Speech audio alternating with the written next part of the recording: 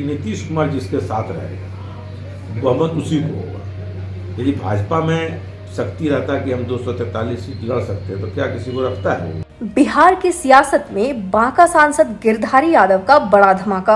अतिक्रमण हटाने को लेकर अपनी ही सरकार की नीति पर उठाए सवाल।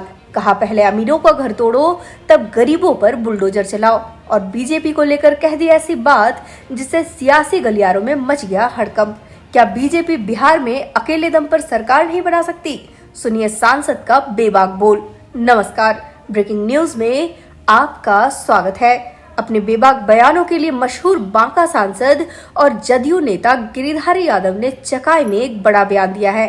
रविवार को अपने शुभचिंतकों से मिलने पहुंचे सांसद ने प्रशासन की अतिक्रमण हटाने की नीति को पूरी तरह गलत बताया। उन्होंने क्या कहा, आइए देखते हैं। एक मुद्दा है अतिक्रमण का। तो अतिक्रमण से काफ़ी लोग जो फुटपाथी दुकानदार थे वो एकदम बेघर हो गए हैं। तो उसको बसाने के लिए सरकार की ओर से क्या होना चाहिए? सरकार की जो नीति है अतिक्रमण हटाने की, उसमें पहले बड़े लोगों का अतिक्रमण हटाना, गरीब लोगों का अतिक्रमण नहीं हटाना चाहिए। जब तो इससे जनता में मैसेज ठीक नहीं जाता।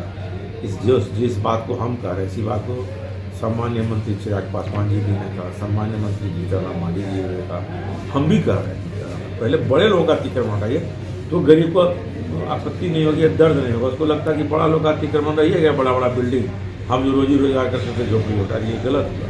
पहले बड़े लोग का। राजनीति पर बोलते हुए गिरिधारी यादव ने बीजेपी को आईना दिखा दिया।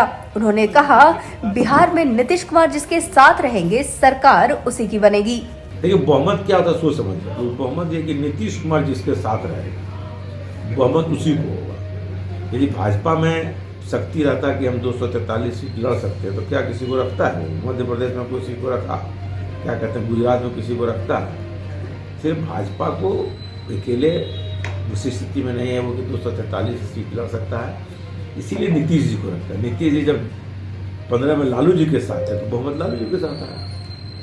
इसलिए बिहार की राजनीति में नीतीश जी जिसके साथ रहेंगे उसी का ही चलेगा। हम पिछले बार भी हमेशा मीडिया में बोले कि हमारा अगला मुख्यमंत्री नीतीश कुमार ही होगा, हम पहले भी बोलते हैं। वहीं अपने बेटे के राजद के टिकट पर लड़ने के सवाल पर उन्होंने पल्ला झाड़ लिया। उन्होंने कहा यह लोकतंत्र है, कोई कहीं से भी लड़ सकता है, यह उसका निजी फैसला है, मैंने उसका प्रचार नहीं किया। मैं कभी लोकतंत्र कोई कहीं से लड़ सकता है। लोकतंत्र मान लिया हमारा बेटा दिल्ली से लड़ रहा है तो उसमें हमको क्या पता है? उसका विचारधारा, हमारा बेटा विदेश से पढ़ के आया है, उसको लगा के हमको आगे दिल्ली से लड़ना है। तो क्या हम तो कहीं प्रचार किए नहीं, हम तो किसी तो अपना जहाँ कहा नहीं। इससे पहले सांसद ने संग्रह और बगो गांव में जाकर शोक संतप्त परिवारों से मुलाकात की और संवेदना व्यक्त की। इस दौरान श्रीकांत यादव, नकुल यादव समेत कई समर्थक मौजूद रहे। क्या वाकई अतिक्रमण के नाम पर सिर्फ गरीबों को निशाना बनाया जा रहा है? और क्या बीजेपी बिहार में नीतीश के बिना कमजोर है? अपनी राय कमेंट बॉक्स में बेबाकी से लिखें। बिहार की राजनीति और जमुई की खबरों के लिए हमारे चैनल ब्रेकिंग न्यूज को सब्सक्राइब करना ना भूलें। धन्यवाद।